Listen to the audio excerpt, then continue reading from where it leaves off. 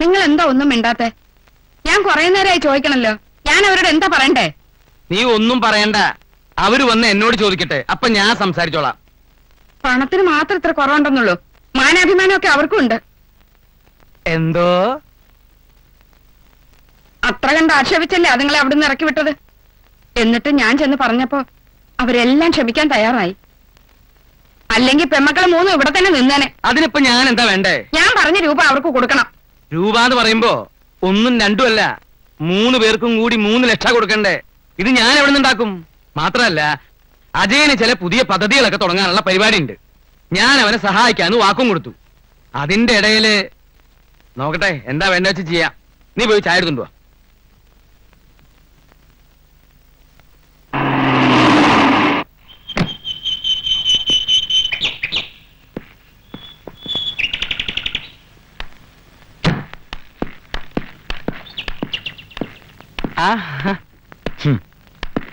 പോയ കാര്യം എന്തായി മോനെ? എല്ലാം ശരിയായി വന്നതാച്ചാ. പക്ഷെ ചെറിയൊരു പ്രശ്നം. ലോൺ പാസ്സാവണമെങ്കിൽ എന്റെ ഫിനാൻഷ്യൽ ബാക്ക്ഗ്രൗണ്ടിനെ പറ്റി ബാങ്കിന് ബോധ്യമാണോ? അത്ര ഒരു വിശ്വാസത്തിന് വേണ്ടി മാത്രം. അതെ, ബാക്കിയൊക്കെ ഡാഡി ശരിയാക്കിക്കോളും. അതിന് ഞാനിപ്പോ എന്താ വേണ്ടേ? നമ്മുടെ ഈ പ്രോപ്പർട്ടി എന്റെ പേരിലാണെന്ന് അവരെ കാണിക്കണം. അതിനെന്താ ബുദ്ധിമുട്ട്? നീ പോയി കടലാസും കാര്യങ്ങളൊക്കെ എടുത്തിട്ട് വാ. എവിടെയാ വേണ്ടേന്ന് വെച്ചാൽ ഞാൻ ഒപ്പിടാം. എല്ലാം ഞാൻ കൊണ്ടുവന്നിട്ടുണ്ട്. എന്നെടുക്കടാ.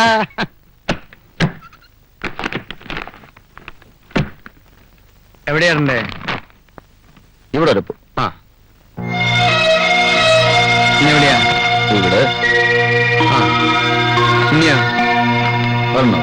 ഓ, ആ, ചേച്ചിമാര് കുറച്ച് കാശ് ചോദിച്ചിട്ടുണ്ട്. അമ്മ കൊടുക്കാന്ന് പറയുകയും ചെയ്തു.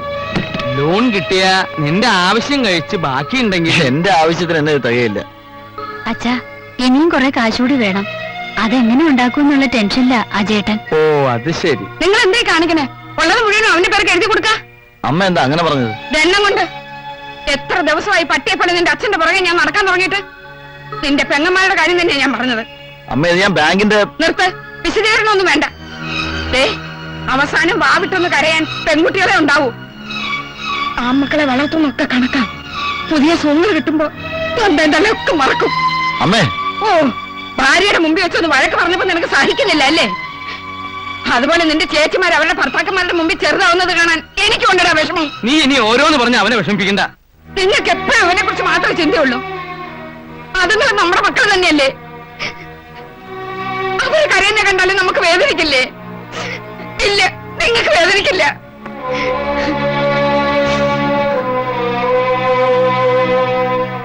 പണ്ട് മുതലേ ഉണ്ട് ഈ തരംതിരിവ്. ആദ്യത്തെ 2 പെണ്ണായി പോയപ്പോ എന്നോടുള്ള സ്നേഹത്തിന് പോലും കുറവ് കാട്ടിയത് എനിക്ക് ഓർമ്മയുണ്ട്. ശാരദേ, പറയണം, മനസ്സിൽ അടക്കി പിടിച്ചോണ്ട് നടക്കാൻ വയ്യ എനിക്ക്. അടങ്ങി അനുസരിച്ച് മടുത്തു. ഇത്രയൊക്കെ സംസാരിക്കാൻ ഇവിടെ എന്താ ഉണ്ടായത്? എന്തോ എനിക്ക് പേടിയാവുന്നു. എന്റെ കുഞ്ഞുങ്ങളുടെ മുഖത്ത് ഞാൻ ഇനി എങ്ങനെ നോക്കും? നീ ഇനി നോക്കുകയും പറയൊന്നും വേണ്ട. അവർക്ക് ഇനി നയാ പൈസ കൊടുക്കാൻ ഞാൻ ഉദ്ദേശിച്ചിട്ടില്ല. ദുഷ്ടനാ നിങ്ങൾ, ദുഷ്ടൻ. അനുഭവിക്കും. എന്റെ കുഞ്ഞുങ്ങളെ വേദനിപ്പിച്ച് ഞാൻ അനുഭവിക്കും. ഈശ്വരൻ നിങ്ങളെ വെറുതെ വിടില്ല. അനുഭവിക്കും നിങ്ങൾ, ദുഷ്ടൻ.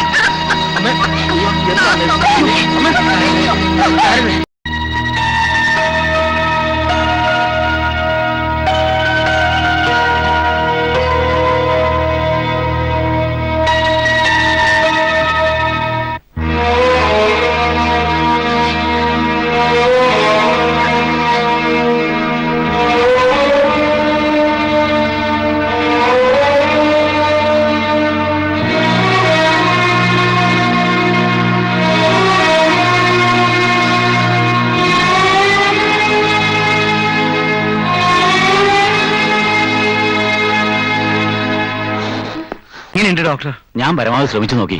പക്ഷേ അറിയിക്കാവുന്നവരൊക്കെ അറിയിച്ചോളൂ.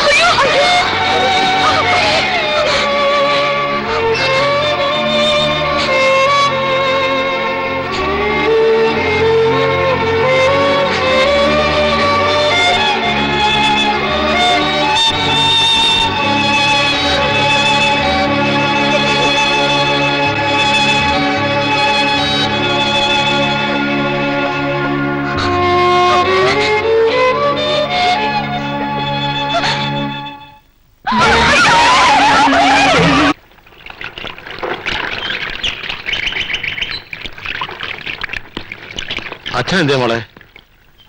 അച്ഛൻ അസ്ഥിത്തറയ്ക്ക് അടുത്തുണ്ട്. മാമനിരിക്കൂ, ഞാൻ വിളിച്ചോണ്ട് വരാം. വേണ്ട വേണ്ട, ഞാൻ പോയിക്കോളാം.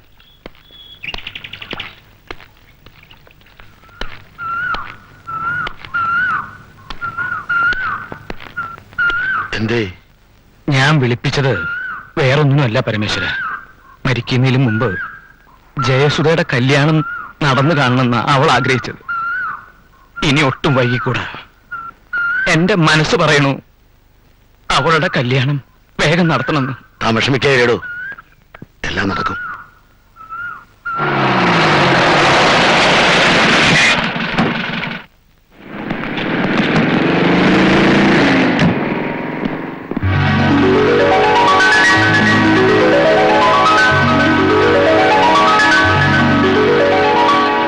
ഇവിടെ വിശാലമായ 8 റൂംസ്. അതാ എന്റെ പ്ലാൻ. വല്ല രക്ഷയുണ്ടോ? അതെ, മുനിസിപ്പൽ ഓഫീസിനാണ് ഞങ്ങൾ വരുന്നത്. സാങ്ഷൻ വാങ്ങിക്കാതെ മുകളിലോട്ട് പടുതേന് അവിടെ എഞ്ചിനീയറിംഗ് കമ്മീഷണർ ആകെ ചൂടായിരിക്കാം. എന്റെ എഞ്ചിനീയറെ, റൂളും വകുപ്പും നോക്കിയാ ഇവിടെ ഒരു കാര്യവും നടക്കില്ല. എന്തെങ്കിലും കൊടുത്ത് ഒഴിവാക്കാൻ നോക്ക് ഡാഡി. എന്റെ മോളെ, പഴയ കാലം പോലെയല്ല. ആ എഞ്ചിനീയറും കമ്മീഷണറും സിംഹങ്ങളാ. കൈക്കൂലി എന്ന് മുഴുവൻ കേൾക്കണ്ട, കൈ എന്ന് കേട്ടാ മതി, തൊഴിക്കും. അങ്കിളെ, നമുക്കിത് എങ്ങനെയെങ്കിലും ഫിനിഷ് ചെയ്യാൻ നോക്കാം. ഒബ്ജക്ഷൻ വന്നാൽ നമുക്ക് സ്റ്റേ വാങ്ങിക്കാമല്ലോ. ആട്ടെ, ഇനി എത്ര രൂപ വേണം തീർക്കാൻ? ആ കണക്ക് വീട്ടിൽ പോയിട്ട് നോക്കാം. വാ.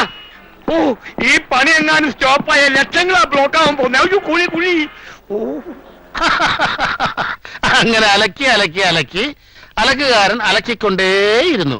കാശിക്ക് പോക്കൊട്ടും നടന്നതുമില്ല എന്ന് പറഞ്ഞതുപോലെ ഈ കല്യാണക്കാര്യം വെച്ച് താമസിപ്പിക്കണ്ട. മറുപടി ഒന്നും പറഞ്ഞില്ല. എനിക്കും പപ്പേട്ടനെ ഇഷ്ടപ്പെട്ട അവനും ഇഷ്ടായി എന്നർത്ഥം. പ്രായമായ അമ്മയുടെയും അമ്മാവിന്റെ ഇഷ്ടം അനുസരിക്കുന്ന ചെറുപ്പക്കാർ ഇപ്പോഴും ഉണ്ടോ? ഉണ്ടല്ലോ. അങ്ങനെ അപൂർവം ചില ആൾക്കാരുണ്ടേ. ആ കൂട്ടത്തിൽപ്പെട്ട ഒരാളാ ദേ ഇരിക്കുന്നത്. രമേ, സമ്മതമാണോ നീ തന്നെ അവനോട് ചോദിക്കേ. പറഞ്ഞു, മടിക്കണ്ട.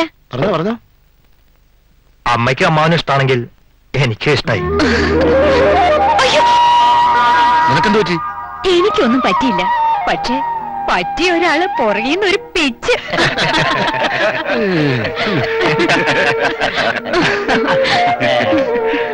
അപ്പൊ ഇനി കാര്യങ്ങളിലേക്ക് കടക്കാം. എനിക്കുള്ള സ്വത്തിന്റെ നേർപാതി ഇവൾക്കുള്ളതാ. എന്ന് പറഞ്ഞാൽ ഏതാണ്ട് ഒരു 5 ലക്ഷം രൂപ വരും അല്ലേ? അതെ 5. ബാക്കി പകുതി എന്റെ ഏക മകൻ അജയനുള്ളതാ. അതാണ് എന്റെ തീരുമാനം. ഇനി അഭിപ്രായം എന്തെങ്കിലും പറയാം. ഏട്ടൻ പറഞ്ഞോളൂ. ഞങ്ങൾക്ക് സമ്മതമാ. 5 എന്നുള്ളത് പൊന്നായിട്ടോ പണായിട്ടോ? അതൊക്കെ നിങ്ങൾ പറയണ പോലെ. എനിക്കിനി അയക്കാൻ ഇവളും കൂടിയേ ഉള്ളൂ. അതെനിക്ക് ഭംഗിയായിട്ട് നടത്തണം.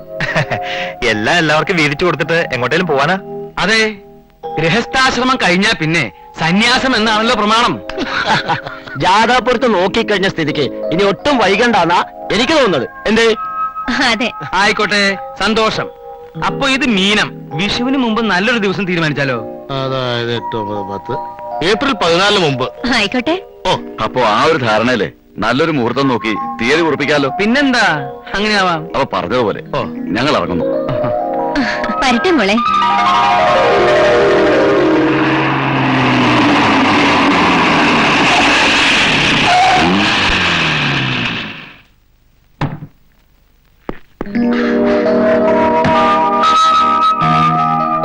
അച്ഛാ, അജേട്ടൻ വന്നു. ആ, അച്ഛനെന്താ എന്നെ കാണണമെന്ന് പറഞ്ഞത്? ആ, മോനിവിടെ ഇരിക്കേ. ഇല്ല, എനിക്ക് 1-2 സ്ഥലത്ത് അത്യാവശ്യമായിട്ട് പോകാനുണ്ട്. കല്യാണത്തിന് ശേഷം അജയൻ ആകെ ഒന്ന് മാറി. എന്ന് വെച്ചാ? അല്ല, മുമ്പ് 7 നേരവും അച്ഛന്റെ വാലയെ തൂങ്ങി കാണുന്ന ചെക്കനാണല്ലോ നീ. ഇപ്പൊ അച്ഛനെ നിന്നെ ഒന്ന് കാണണമെന്ന് വെച്ചാൽ ആളെ പറഞ്ഞേക്കണം. ഗീതയുടെ ഡാഡി എല്ലാ ബിസിനസ് കാര്യങ്ങളും എന്നെ ഏൽപ്പിച്ചിരിക്കുന്നത്. അതുകൊണ്ട് അനാവശ്യ കാര്യത്തിന് കളയാൻ സമയമില്ല. ഞാൻ വിളിപ്പിച്ചത് മോന് ബുദ്ധിമുട്ടായോ? അതല്ല ഞാൻ പറഞ്ഞത്. ഉവ്വ്, മനസ്സിലായി. പിന്നെ ഞാൻ നിന്നെ വിളിപ്പിച്ചതിന്റെ കാര്യം. ഏട്ടാ, എനിക്ക് വേണ്ട. കുടിക്കട, അവളുടെ ഒരു സന്തോഷല്ലേ. ആ, വേണ്ടെന്നല്ലേ പറഞ്ഞത്? ഞാൻ പറയാൻ വന്ന കാര്യം, ചെക്കനും അമ്മയും അമ്മാവനും വന്ന് പെണ്ണ് കണ്ടുപോയി. എല്ലാം പറഞ്ഞു ഉറപ്പിച്ചു. ഞാൻ അവർക്ക് വാക്കും കൊടുത്തു. എന്ന് പറഞ്ഞാ പെട്ടെന്നിപ്പോ? പെട്ടെന്ന് വേണം, അല്ലെങ്കിൽ അച്ഛന്റെ മനസ്സിന് വിഷമാവും. അതെ അജയ, ഇത് നിന്റെ മറ്റുള്ള അളിയന്മാരെ പോലെ അല്ല. നല്ല തറവാട്ടുകാരാ. നിനക്കറിയാലോ അവരെ. നമ്മളെ നെല്ലിശ്ശേരി വിശ്വനാഥന്റെ മകന്റെ മകൻ. നല്ല അസല് ബന്ധ. സുധമോളുടെ ഭാഗ്യാണ്. എന്ന് പറഞ്ഞാൽ എങ്ങനെയാ? ഇതിനൊക്കെ കാശ് വേണ്ടേ? നീ എന്താ ഈ പറയണേ? എനിക്കൊരു പിടിയും കിട്ടണില്ല. അച്ഛന്റെ പേരിലുള്ള എല്ലാ സ്വത്തുക്കളുടെ ആധാരം ഞാൻ ബാങ്കിൽ പണയം വെച്ചിരിക്കുക. അത് അടച്ചു തീർക്കാതെ ആധാരം പണയപ്പെടുത്തേ? അപ്പൊ നീ അന്ന് എന്നോട് കള്ളം പറഞ്ഞു ഒപ്പിടിച്ചതൊക്കെ ഇതിനായിരുന്നു അല്ലേ? പണയപ്പെടുത്താതെ ലോൺ തരില്ലെന്ന് അവര് പറഞ്ഞു, അതുകൊണ്ടാ. എന്നാലും ഒരു വല്ലാത്ത ചതിയായിപ്പോയില്ല അജയ നീ ചെയ്തത്. എന്ത് ചതി? ഞാൻ നിങ്ങളെ ചതിച്ചോ? ഇത് ഞങ്ങളുടെ കുടുംബ കാര്യമാണ്. അത് അച്ഛനും ഞാനും നമ്മൾ തീർത്തോളാം. നിങ്ങൾ അറിയി പോണം.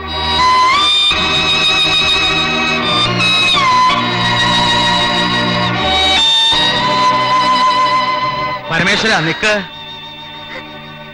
നീ ആരോടാ പോവാൻ പറഞ്ഞെന്നറിയോ? ഞാനും ഇയാളും തമ്മിലുള്ള ബന്ധം എന്താണെന്ന് നിനക്കറിയോ? എല്ലാം എനിക്കറിയാം. ഞാൻ പോവുക. എന്നെ ചൊല്ലി ഇവിടെ ഒരു വഴക്ക് വേണ്ട. നിക്ക്. ഈ വീട്ടിൽ നിന്ന് ആര് പോണം ആര് പോണ്ട എന്ന് തീരുമാനിക്കേണ്ടത് ഞാനാ. തൽക്കാലം നിനക്ക് ഇവിടുന്ന് പോവാം. ഞാൻ പോവാനോ? എങ്ങോട്ട്? ഈ വീടും പറമ്പൊക്കെ ഇപ്പൊ എന്റെ പേരില്ല. ആര് പോണം പോണ്ടെന്ന് ഞാൻ തീരുമാനിക്കും. എന്റെ സൗകര്യത്തിന് താമസിക്കാൻ ഇഷ്ടമില്ലെങ്കിൽ അച്ഛന് പോവാം.